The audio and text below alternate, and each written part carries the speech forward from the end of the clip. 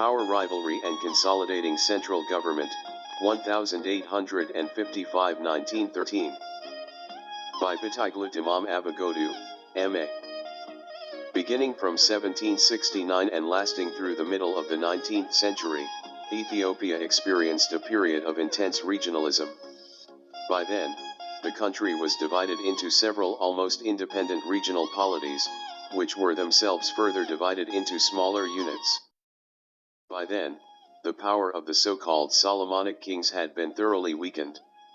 The Rivalries had dominated Ethiopian politics from 1769 to 1855. The Rivalry rulers, who were also known as Warash, were Amharized Oromus with a Muslim background. They took the title Ras Bitwadid, and most of them used Debre Tabor as their capital. Nevertheless, the Rivalries could not bring lasting peace and unity within Ethiopia. The period from 1769 to 1855, which is commonly known as the Zemina Mesafint or the Era of Princes, was a time when not only the power of the Solomonic kings was thoroughly weakened, but it was also a period when the Ethiopian Orthodox Church was torn by religious doctrinal controversies. Religious doctrinal controversies. Christianity was introduced in Ethiopia in the 4th century AD. The first and dominant Christian sect in Ethiopia was the Orthodox sect of Christianity. Nevertheless, there were doctrinal controversies within the Ethiopian Orthodox Church in the medieval period. For instance, there was a dispute within the church between the house of Abba Iwostetuas and the house of Tekel Haymanot.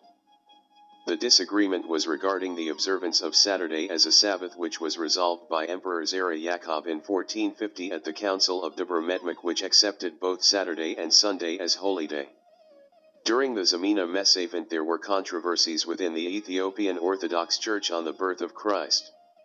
One group claimed that Jesus Christ had 3 births, Soset Ledet, while the other sect argued that Jesus Christ had only 2 births, Hewlet Ledet. The second group was also known as Kara, knife, perhaps because its adherents are criticized for cutting the births of Jesus Christ down to 2. Emperor Yohannes IV gave state support for the Hewlet Ledet, Kara, group. The Kabbat, unction, doctrine had a strong support in Gajajam. The other doctrine, Yetzigalaye, grace, was dominant first in Gondar and then in Shua. The Tewahedo, union, doctrine, which was supported by the Egyptian Patriarch of Ethiopia, was dominant in much of Tigray and Lasta. As a result, such doctrinal divisions within the Ethiopian Orthodox Church had a regional character.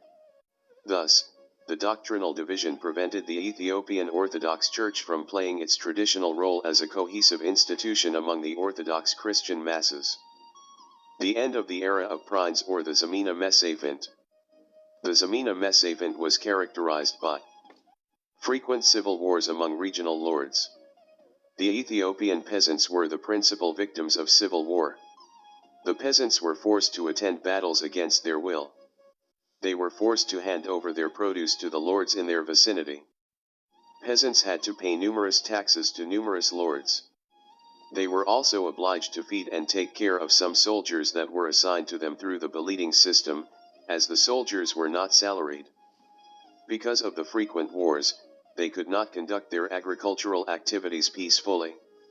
In general, the impoverished peasants were almost completely exhausted by the perpetual feudal warfare that characterized the period of the Zemina Mesafint.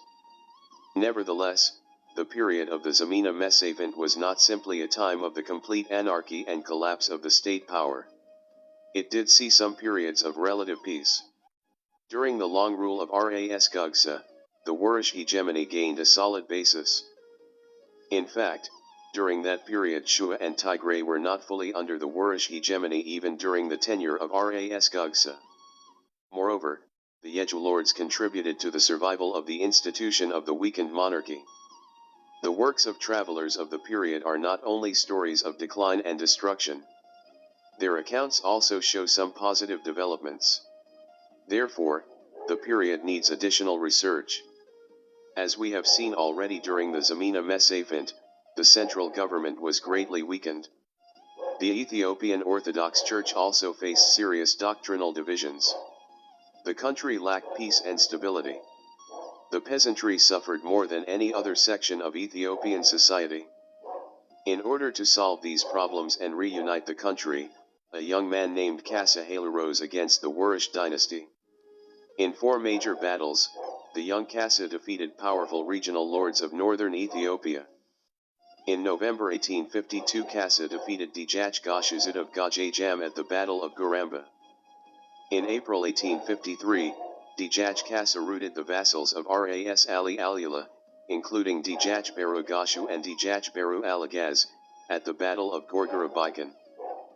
Then Kasa launched an attack against Ras Ali Alula, and defeated Ali at the Battle of Ishal on June 29, 1853. The Battle of Ishal was very significant as it put an end to the Warish rule. The Battle of Ishal did not mark the end of the period of the Zamina Mesafint. Because there was still another powerful lord in northern Ethiopia, particularly in Simon, i.e., Djach Wiub Haile Mariam. Kasa Haile had to remove the last obstacle to assuming power. Therefore, the forces of Kasa Haile and Djach Wiub met at a place called Dirazj in February 1855.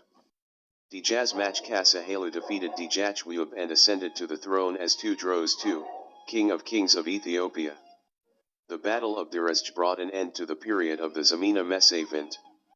Thank you for your endurance. We like your comment and support. You are welcome. Bitaglutimam. 2018 Ethiopia. 2025 Europe.